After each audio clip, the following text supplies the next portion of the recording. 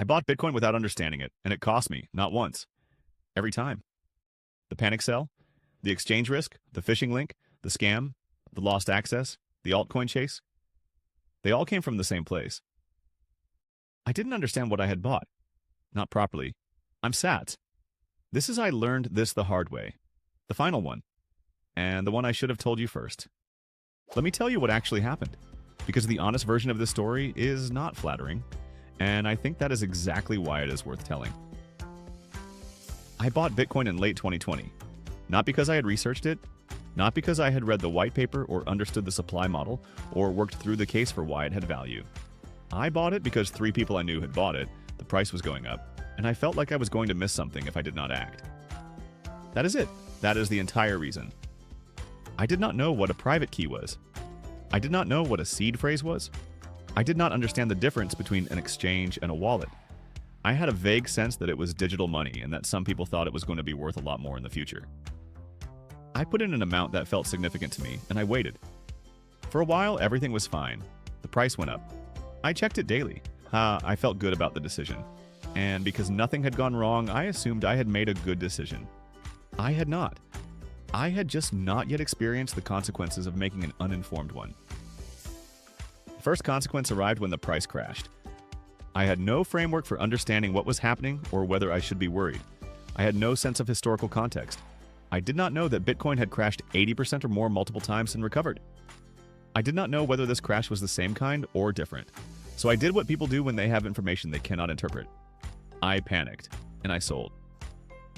That was mistakes. Episode 1.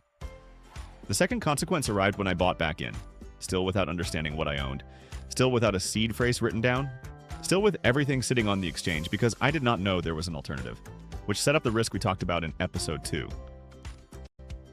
The third consequence was the phishing attack that almost worked because I had not taken security seriously. Episode 3.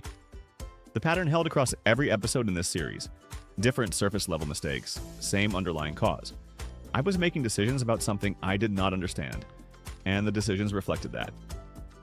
Here's what I want to say about that now, with the benefit of having lived through all of it. Buying Bitcoin without understanding it is not a character flaw, it is the default. The way most people enter this space is through the same door I walked through. Someone they know is doing well. The price is moving. There is a fear of missing out that feels urgent. And the asset itself is complicated enough that the idea of fully understanding it before buying feels like it would take too long. So people buy first and learn later. If the price goes up before they have to confront their ignorance, they feel like they made a good decision. If it goes down, they discover very quickly that they do not have the foundation to hold through it, and they make the decisions that come from that. I am not saying you need to spend 6 months reading before you buy a single Satoshi. I am saying there is a minimum threshold of understanding that changes everything about how you hold something. That threshold is not complicated, it looks like this. You understand why Bitcoin has value, in your own words, not borrowed phrases. You understand what a seed phrase is and why it matters more than any other aspect of security. You understand that exchanges hold your keys and wallets do not. You understand that Bitcoin has crashed dramatically before and come back, and you have sat with that fact long enough that you believe it rather than just knowing it. And you understand roughly how much volatility you can actually tolerate, not in theory, but in the specific case of money you have put in. That is it. That is the threshold. It does not require a degree. It does not require months of study. It requires honest engagement with about 5 questions until you have answers that are actually yours rather than answers you have borrowed from someone else. If I had done that before I bought, most of the mistakes in this series would not have happened. Not all of them, but most. If this is the kind of honest Bitcoin conversation you are looking for, the subscribe button is right there. The panic sell happens when you do not have a framework for what a crash means. The exchange risk happens when you do not know there is an alternative. The phishing attack happens when you have not taken security seriously enough to build the right habits. The lost seed phrase happens when you do not fully understand what you are losing if it is gone. The altcoin chase happens when you do not have a clear enough reason for holding Bitcoin specifically to resist the comparison to everything around it. Understanding is not a nice to have. It is the infrastructure that every other decision sits on. I built mine after the fact, piece by piece, mistake by mistake, which is why this series exists.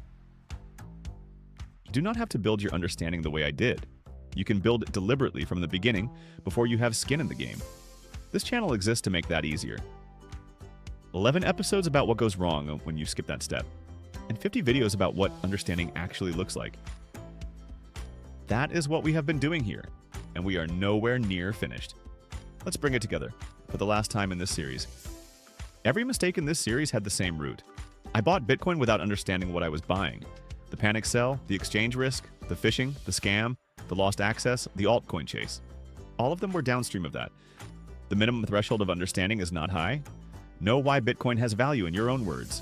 Know what a seed phrase is and why it is everything. Know the difference between an exchange and a wallet. Know that crashes have happened before and come back. Know your actual risk tolerance, not your theoretical one. That understanding is the infrastructure everything else sits on. You do not have to learn it the way I did. That is exactly why this channel exists. 11 mistakes, 1 root cause. Stack smart, stay curious. If you want to build the understanding this whole series has been about, start with the video on why Bitcoin has value. It is the foundation that everything else connects back to. Watch that next. Stack smart, stay curious. See you in the next stack.